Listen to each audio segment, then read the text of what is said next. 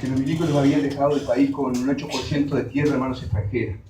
Se lo habíamos entregado con un 2% en manos extranjeras y un 8% de la tierra estaba en manos extranjeras después de salir de la dictadura fascista.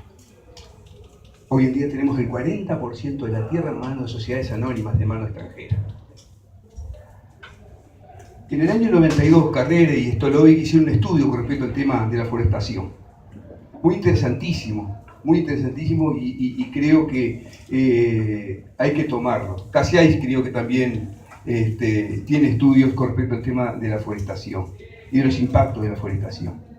Ahora, me preocupa tremendamente cuando nosotros partimos de lugares diferentes a un análisis de carácter económico.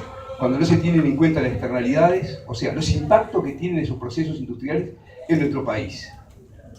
Y por otro lado, también me preocupa que se tomen datos sin referencia a qué. Yo me pregunto, el año 2002, una crisis terrible, brutal, que sufrió el país, con casi un 20-21% desocupado. Si yo tomo en referencia la masa salarial que existía en ese momento y la distribución en relación al PBI, posiblemente eso me dé un número. Ahora, si yo tomo la masa salarial del año 98 con respecto a lo que pasa en nuestro país con el crecimiento del Producto Bruto Interno, voy a tener otro resultado. Entonces, la lectura que nosotros hacemos muchas veces de carácter económico tiene un fundamento no solamente teórico, sino también ideológico y de clase. Yo voy a explicarle a los compañeros que yo pertenezco a la Federación de Funcionarios de OCE, ¿verdad? Y pertenezco al PICNT. Por lo tanto, no es cierto que no esté el PICNT hoy representado. El problema está en que hay distintas visiones de la realidad y esas visiones de la realidad trascienden dentro del movimiento sindical. Entonces, el tema de la tercera planta de celulosa es problemático. Nosotros que levantamos la reforma constitucional por el tema del agua, lo hicimos contra UPM1, ¿verdad? No nos dio la fuerza para Montes del Plata, lo estamos haciendo hoy con organizaciones sociales en contra de la segunda planta de UPM y la tercera planta de celulosa en nuestro país. Yo me quiero referir también a un tema que es el tema de la deuda externa, ¿verdad? ¿Qué pasa con la deuda externa que viene creciendo cuando existen inversiones extranjeras directas en nuestro país con grandes beneficios, zona franca, que también son contadas para dentro del Producto Bruto Interno, pero que no incide en la economía de nuestro país?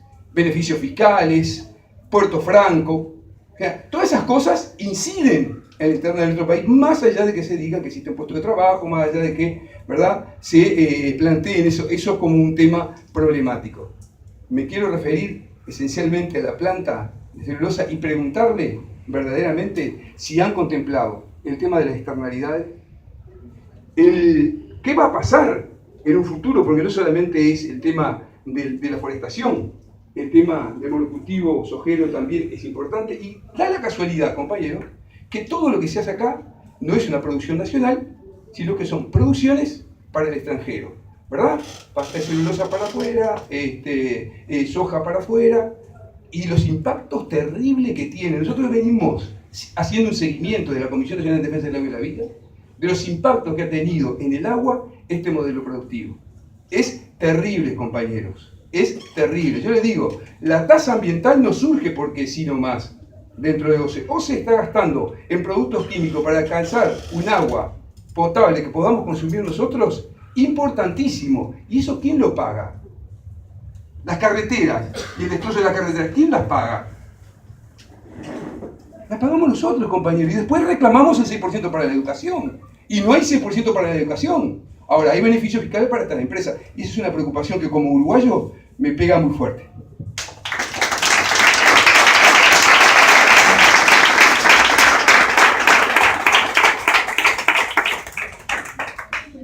Bueno, buenas noches. Antes que nada, agradecerles desde la comisión. ¿Se escucha? Sí. Desde la Comisión de Asuntos Gremiales de Centros de Estudiantes, la presencia de todos y de todas. Está muy bueno que una actividad de organización tenga este marco de público. Bueno, yo voy a dar una humilde opinión, digamos. Yo entiendo, sobre todo desde la primera exposición de Fernando, que la generación de empleo es fundamental, sin ninguna duda, y no creo que el empleo que debamos tomar en cuenta sea solamente el empleo directo que genera la planta, sino todos los empleos aledaños que genera una movilización de esta índole.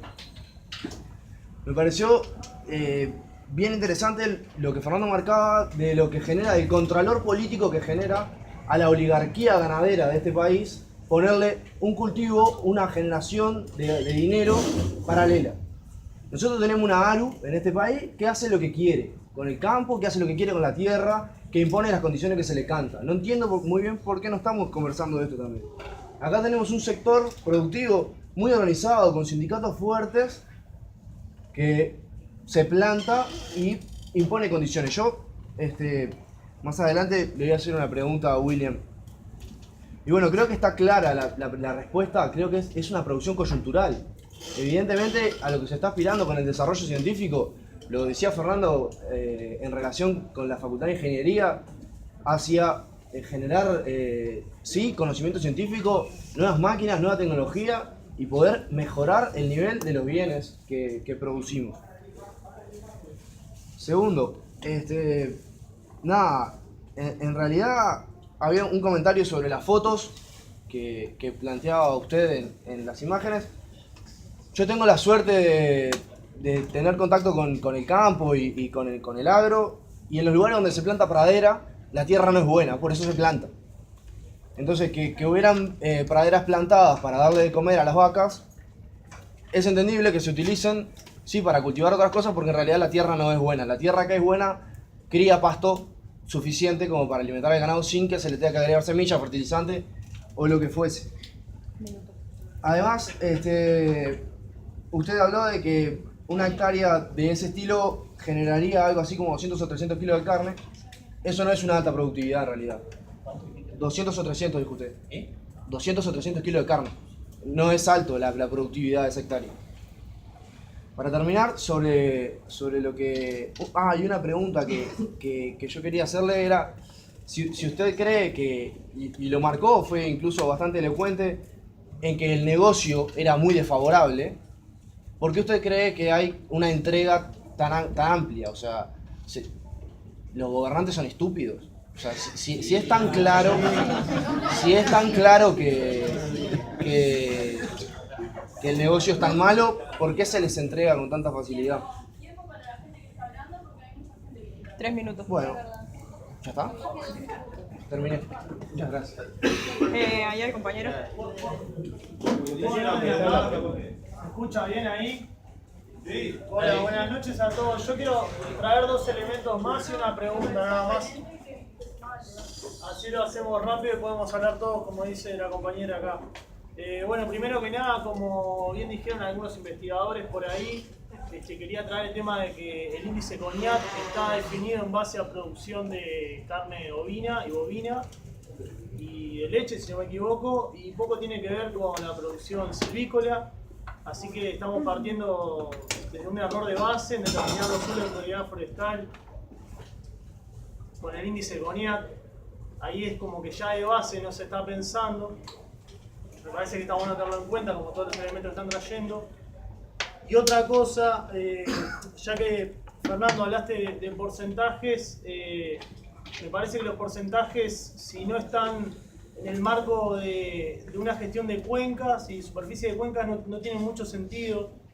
Y bueno, los criterios para los suelos de prioridad forestal tampoco se rigen por las cuencas hidrográficas, y yo creo que es muy importante que se tenga en cuenta esto cuando hablamos de recursos hídricos. Esto está evidenciando como una falta de gestión integral del territorio, ¿no? Esto se ve a lo largo de los gobiernos antes del progresismo y durante el progresismo, está quedando clarísimo. Y dejo esta pregunta para Fernando, no sé si la responde ahora o después. ¿Cómo se está pensando el gasto ferroviario en la línea del compañero que habló acá, que está delante mío? ¿Quién va a solventar eso? ¿Si va a ser deuda externa? ¿Si lo va a pagar la gente? ¿O si lo va a pagar UPM? ¿O cómo va a ser? Nada más.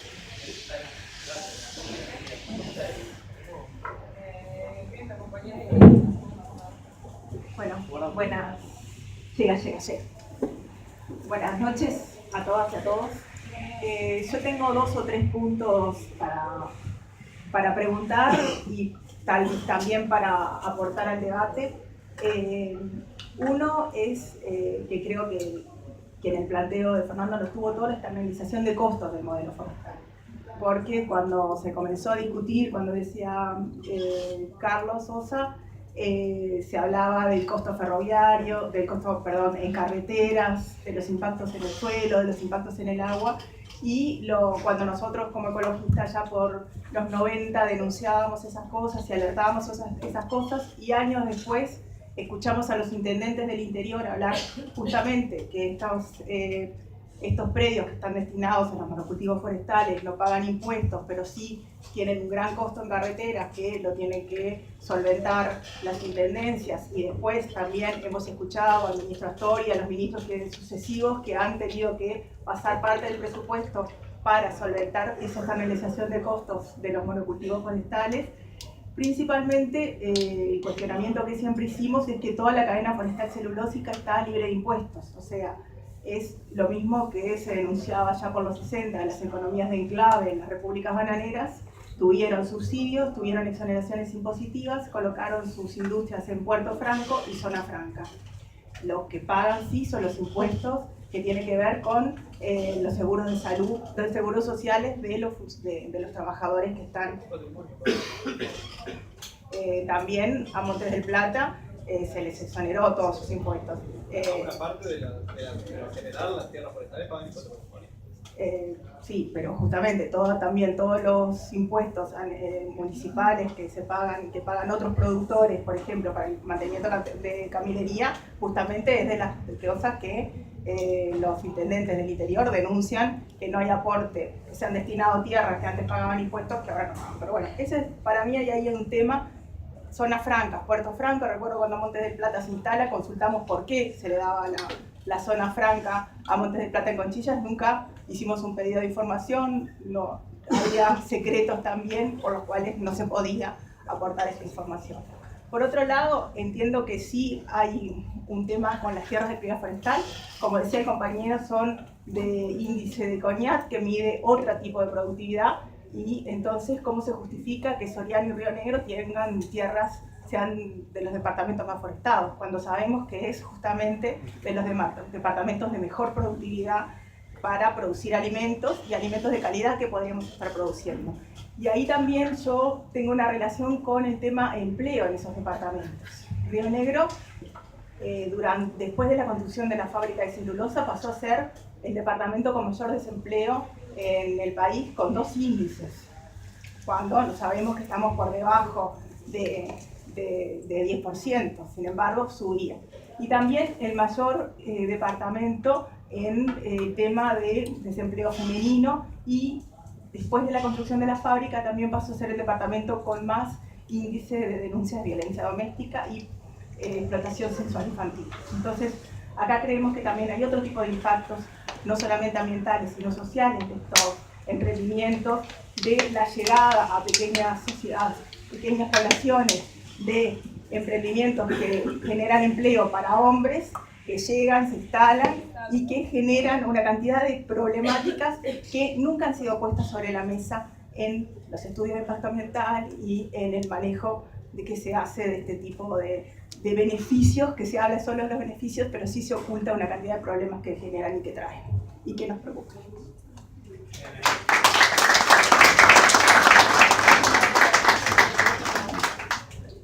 Si quieren pueden responder medio acotadamente, 5 minutos.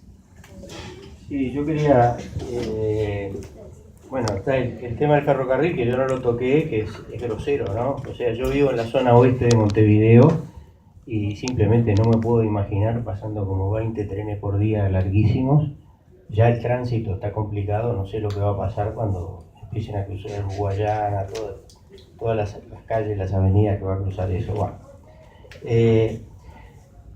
Con respecto a que la forestación compite con la ganadería, supongo que el control se refiere a la puja por la mano de obra, ¿no? ¿Será? Bueno, Sí, puede haber algo parcial ahí, pero ojo que los intereses de la forestación y los estancieros son lo mismo. Vamos a no confundirnos, ¿no? O sea, es todo una cuestión integrada, que el que ha vivido, ha estado ahí en un área de esas, con una gran presencia de forestación, sabe que es básicamente todo lo mismo, ¿no? La tierra. ¿Sí? La tierra donde se plantan praderas es tierra agrícola siempre. Digo, en una tierra, en un campo de basalto superficial no puedes plantar pradera. Puedes mejorarlo, pero no puedes plantar pradera. Lo que yo mostré ahí en esa foto es cómo una tierra que supuestamente es de inferior calidad está siendo utilizada para un cultivo ultra intensivo, donde deben estar sacando en leche, no me acuerdo de la traducción, pero si fueran kilos de carne, probablemente estén sacando más de 1000 kilos de carne ahí con ese esquema de irrigación, ¿no? Pero manejándolo como campo natural, por un sistema de pastoreo racional, eso seguramente da 200, 300 kilos de carne, que es muy alto porque el campo natural en este país se considera que tradicionalmente da entre 60 y 100 kilos de carne por hectárea. O sea, si hablamos de 200 o 300 kilos de carne por hectárea, están hablando de mucha producción, ¿no? Y bueno, ya básicamente eso.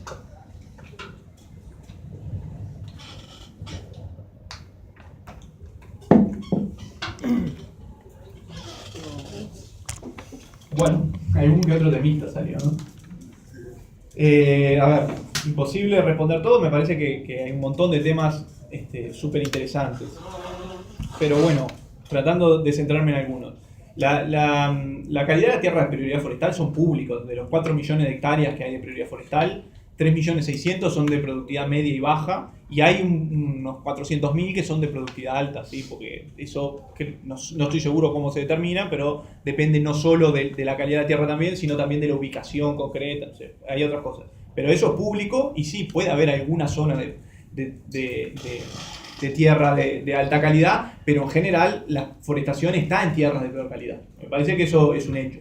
Que el índice CONEAT se haya desarrollado para producción de carne y lana, justamente, porque son las producciones alternativas. El tema es, pongamos la forestación donde las tierras no son buenas para producir las otras cosas que se producen. Por eso no está mal que el índice CONEAT se base en las producciones alternativas a la forestación. Porque justamente son las tierras bajas productivas según el índice CONEAT, son las que no sirven para producir esas cosas, y entonces está bien que se pueda producir, árboles. Me llama la atención, a mí me parece súper importante la preocupación por los impactos ambientales de la forestación. Me llama la atención que se haga, por ejemplo, tanto hincapié en el agua, cuando el gran problema del agua es la producción de soja, que es súper intensiva en agroquímicos. La forestación no utiliza agroquímicos.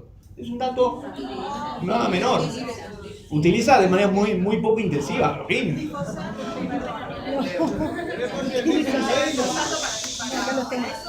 Y justamente de la docena sucia para los hormiguicidas que utiliza, hemos dejado como listado que siguieran utilizando contaminantes orgánicos persistentes porque si no las hormigas no mueren.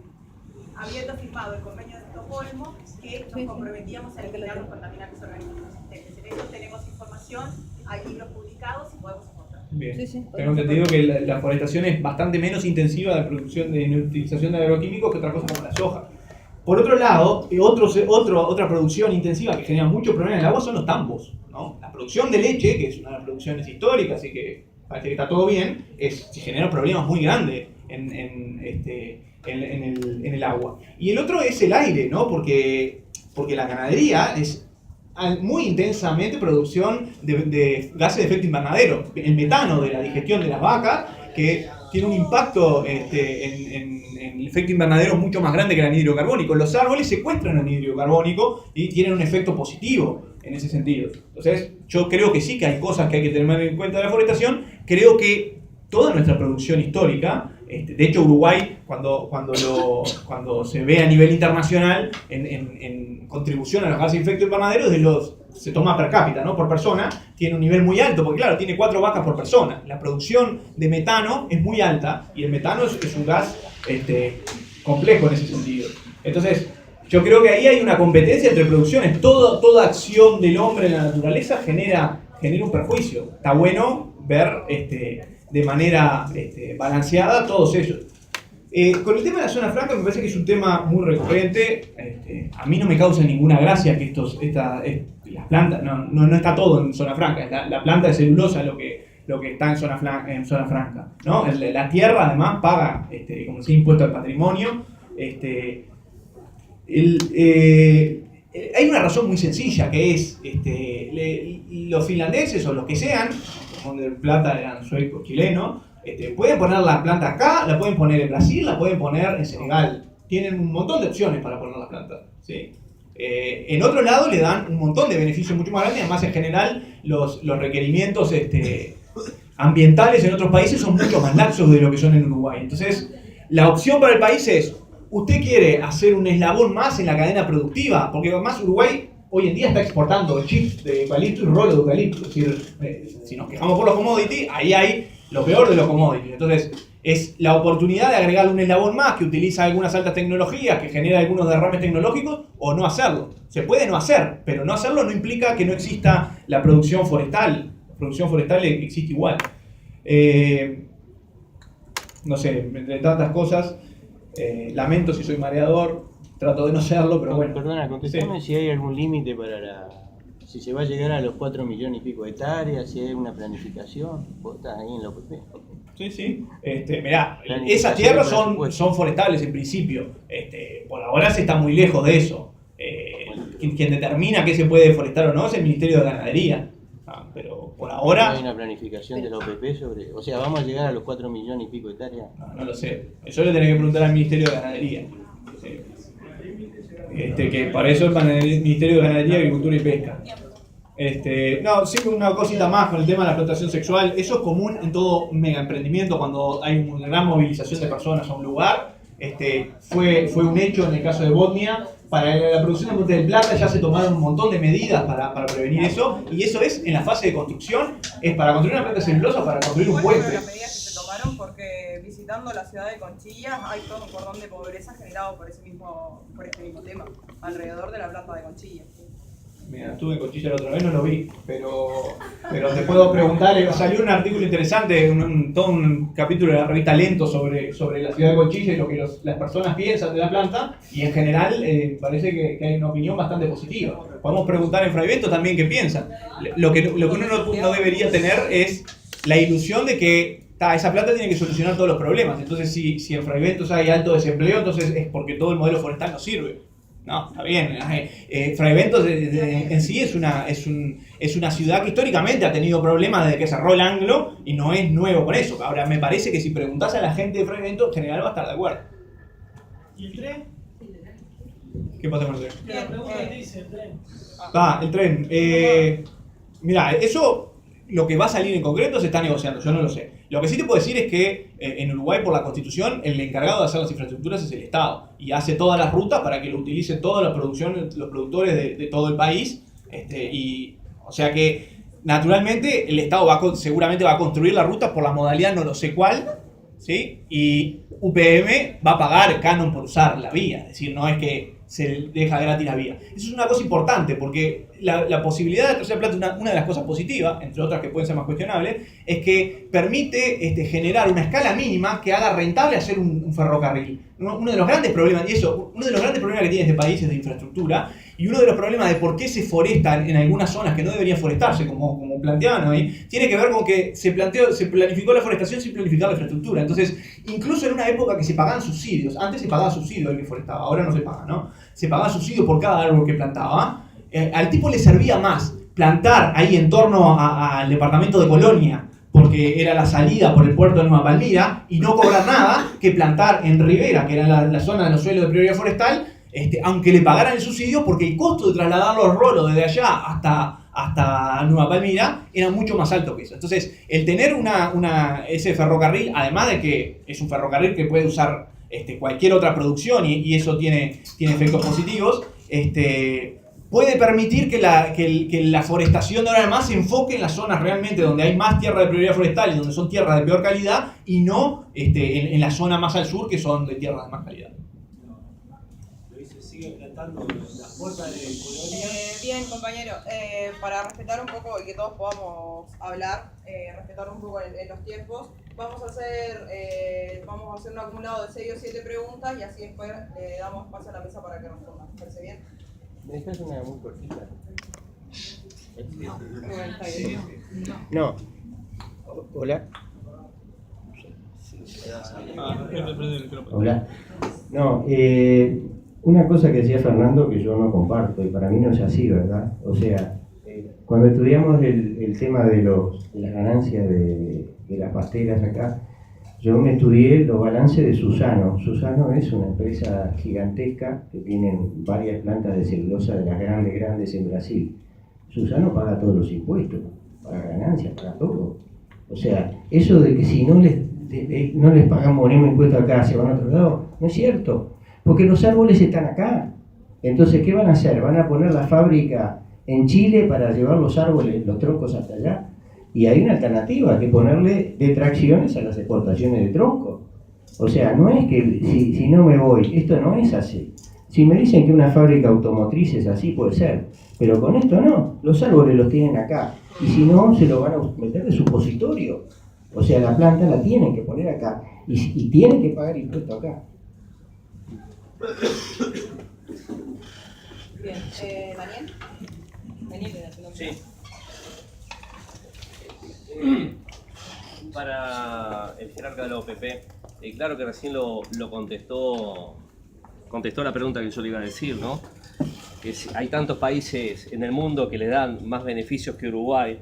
Mi pregunta era si es tan maravilloso el negocio y tan transparente, ¿por qué es tan secreto? Y si hay tantos países en el mundo que le dan más beneficios que en Uruguay, ¿por qué vienen a hacerlo acá? ¿Y por qué no lo hacen en Helsinki? ¿Acaso no les interesa nuestra agua? Lo hacen en Helsinki. No, pero estamos hablando de UPM2. No me salga con otra cosa.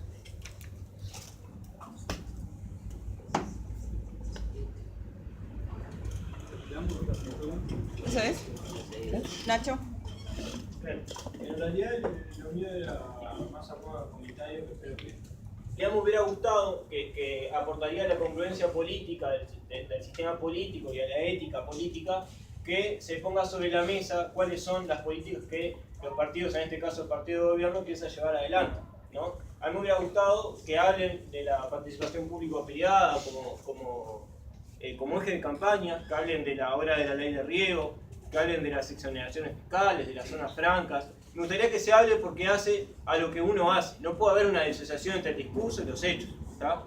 Me gustaría que se hable de la extranjerización de la tierra, de la tercerización como nueva modalidad productiva. En realidad, si se piensa llevar adelante un modelo de, en este caso, de desarrollo a pleno, como lo están llevando, el neogallismo, no sé qué, bueno, digámoslo y defendámoslo, y por eso saludo que el representante del OPP está acá, ¿sí? Ahora me parece que ese discurso de desarrollo, que en realidad es un ideal al que nunca se va a llegar y con límites físicos nunca se llega, no es congruente con el tema de las primarizaciones, que lo decía CEPAL en los 60, no lo digo yo y no es que lo dicen unos sesentosos, lo decía la CEPAL que producía desde los 60 hasta ahora, que en realidad las primarizaciones no aportan nunca, en ningún caso, al desarrollo de los países latinoamericanos, ¿tá? CEPAL, ONU, ¿tá? Tampoco es la red de economistas de izquierda. Entonces me parece que las lógicas del capital permean totalmente también el discurso de la cúpula del PIT-CNT con lo que algunos llamamos desde las ciencias sociales la ideología del trabajo, ¿no? La idea de que todo lo que dé trabajo, de fiesta. Tipo, da trabajo, bien, así sea por 5 o 10 años y genere prostitución a la vuelta. Me parece que también tenemos que cuestionar cómo se permea los discursos capitalistas, profundamente capitalistas, dentro de los movimientos sociales y de la izquierda sindical y estudiantil también. Me parece que, y esto es una preocupación que lo planteo a modo de debate, que UPM, las forestales, han desplegado algunos dispositivos territoriales que a mí particularmente me preocupan. Uno es el tema de la educación. Bueno, dar algunas changas, dar alguna cañón a una escuela, bueno, te destroza la ruta pero tiene un cañón para tu escuela. El tema de la educación y la UDELAR, la UTEC, cómo se generan tecnicaturas para solventar los problemas técnicos de en realidad la coyuntura y los proyectos productivos del momento, me parece que no está bueno. Entonces en Conchillas, cuando preguntás si están de acuerdo, sí, porque te da trabajo, obvio. El trabajo la gente lo precisa, porque en el capital además escasea el trabajo, ¿no? Ahora, planteémonos también medidas a largo plazo y políticas públicas en torno a eso, ¿no? Realmente la política pública es extractivista, dígase, pero también sosténgase. Me parece que se tiene que discutir.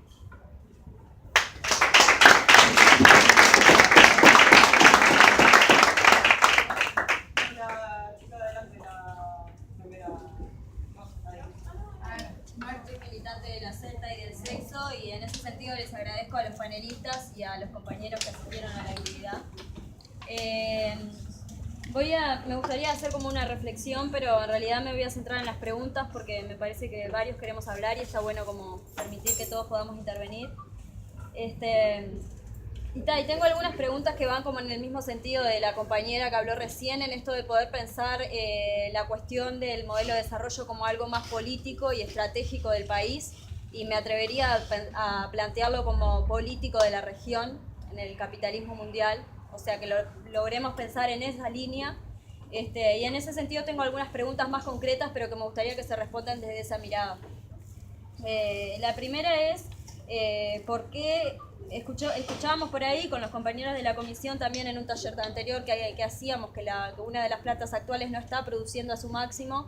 Entonces, ¿por qué vamos a traer otra tercera planta si la actual no está produciendo a su máximo? No recuerdo el número, pero era uno de los comentarios que nos hacía uno de los compañeros. Y en ese sentido tiendo a pensar que se están buscando resultados favorables en el periodo en el que estamos, que, bueno, estamos como periodo electoral en breve, ¿no? Resultados económicos, inversión, o sea. Después, ya se nombró esto, pero no lograba entender de la ponencia de Fernando esta contraposición que se hacía entre la producción ganadera y la producción de celulosa. En definitiva, para mí, los intereses que priman atrás de eso son los mismos, son intereses de un lado de la oligarquía, de los terratenientes nacionales, del otro lado de extranjeros,